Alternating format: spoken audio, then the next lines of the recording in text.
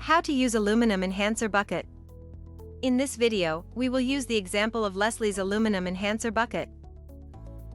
Leslie's Alum is an effective flocculant product to help you effectively clear up cloudy pool water quickly and easily. When your pool is filled with small contaminants that even the filter can't capture, just one treatment of this aluminum enhancer is all you need. Alum will bond the contaminants together so they'll fall out of suspension and sink to the bottom of the pool where they can be vacuumed out. You'll be left with water that's clean, clear, and sparkling. A small amount of alum can also be used as a sand filter additive to boost filtration efficiency.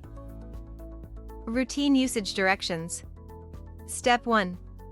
Check the alkalinity of your pool. Step 2. Backwash your filter according to the instructions for your filter. Step 3.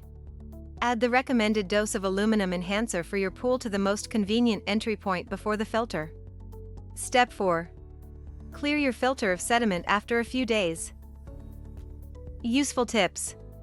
Over the period of several hours, the alum molecule attracts suspended particles. Eventually it grows to a large size and heavy weight, until it slowly sinks to the pool floor.